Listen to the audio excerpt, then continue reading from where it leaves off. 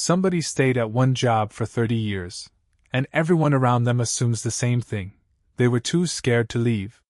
Too comfortable. Too stuck.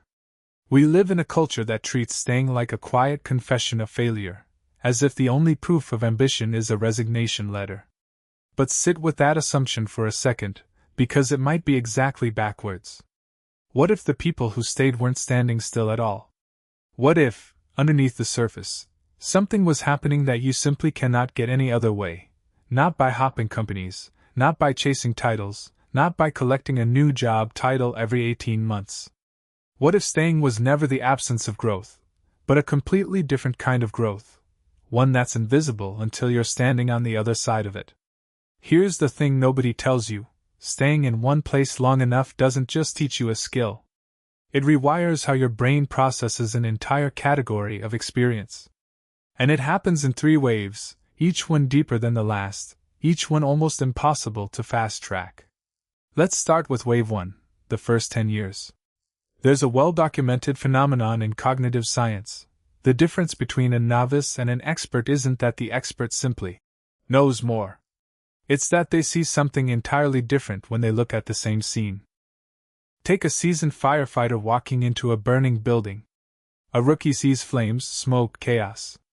The veteran sees the fire, reading wrong, something about the smoke color or the heat pattern that tells them the floor is about to give way, seconds before it happens. Nobody explained that to them in a manual. Their brain built it, repetition by repetition, until recognition became instinct. That's what the first decade in anything actually does. It's not teaching you to repeat a task on loop, it's quietly constructing a library inside your head. A nurse can glance at a patient and sense something is wrong before the monitors confirm it. A line cook can tell a dish is about to go sideways from the sound of the pan. None of that is magic. It's 10 years of pattern after pattern getting filed away, until your gut starts doing math your conscious mind hasn't caught up to yet. Outsiders look at that decade and see sameness. Same desk, same building, same title. What they're missing is that underneath the repetition, your mind stopped seeing problems and started seeing scripts, because you've now watched the script play out enough times to know how it ends before Act 2. And if that were the whole story, staying would already be worth it. But it's not the whole story. Because somewhere around year 20, the thing you're actually studying quietly shifts. You stop studying the work. You start studying the people doing it. This is wave 2, and it sneaks up on you. A 20-year electrician doesn't spend 2 decades endlessly getting better at wiring. Wiring stopped being the hard part around year 8. What they actually spent those next 12 years learning is homeowners. The ones who wait until the smoke detector is screaming before calling. The ones who just want a quick fix for something that's clearly a bigger problem, because facing the real cost feels worse than facing the risk. That's not an electrical lesson. That's a lesson about denial, about how humans consistently choose short-term comfort over long-term safety, dressed up in 100 different disguises depending on the decade or the industry. And once you see that pattern in one place, you start seeing it everywhere. The client who ghosts right before a deal falls apart always ghosts the same way.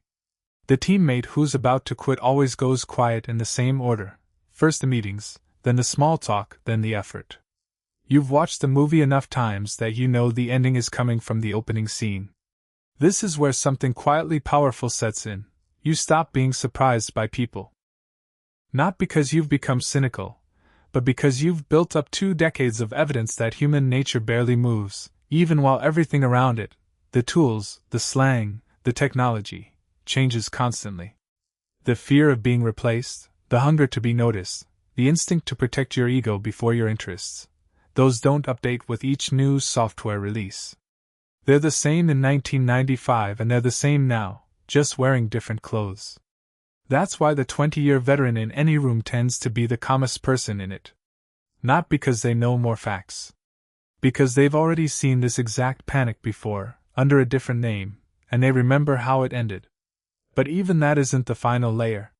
There's a third wave, and it's the one almost nobody talks about, because it takes so long to arrive that most conversations about careers end before they ever get here.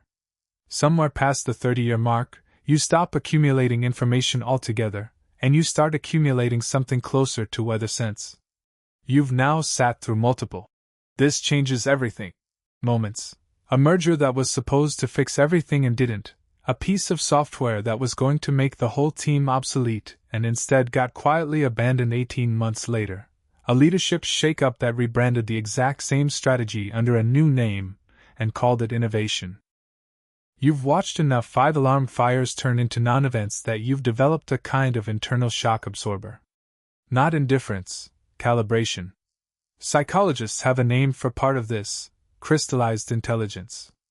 Early in life and early in a career, you're mostly running on fluid intelligence, raw processing speed, the ability to improvise on unfamiliar terrain. That's what makes 25-year-olds fast learners. But crystallized intelligence works differently. It's not speed, it's accumulated judgment, the ability to instantly sort what's actually a five-alarm fire from what just looks like one on the surface. You can't shortcut your way to that. You can only earn it, one cycle at a time. Over years you can't compress no matter how talented you are. And underneath all of that sits the real prize, something you can't buy, borrow, or download. Trust in your own read of a room. Think about your first year at anything. Every decision felt like a coin flip. You second-guessed your instincts, checked with 3 other people before sending an email, assumed everyone around you knew something you didn't. That's normal, you hadn't built the evidence yet.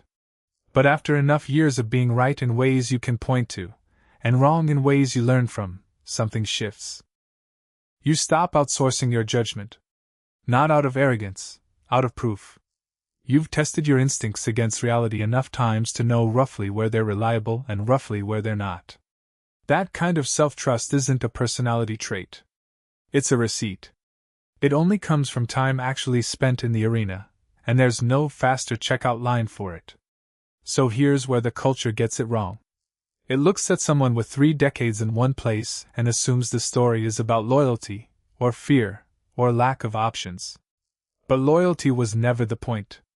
What was actually happening, quietly, invisibly, the entire time, was a 3-stage transformation nobody could see from the outside. The first 10 years built pattern recognition. The next 10 built a working theory of human nature. The last 10, if you were lucky enough to get there, built judgment so calibrated it doesn't need to explain itself anymore. None of that shows up on a resume. None of it fits neatly into a LinkedIn headline. But if you've ever sat across from someone who's spent 30 years doing one thing and felt like they somehow already knew how your sentence was going to end, that's what you were witnessing. Not stagnation. Compounding. We live in an era that worships the leap, the pivot, the reinvention, the bold new chapter. And sometimes that leap is exactly right. But there's another kind of story, quieter and slower, that our culture has almost forgotten how to recognize. The story of someone who stayed, and in staying, built something that no amount of hopping around could have given them. So here's my question for you, and I actually mean it: how long have you spent doing the thing you do?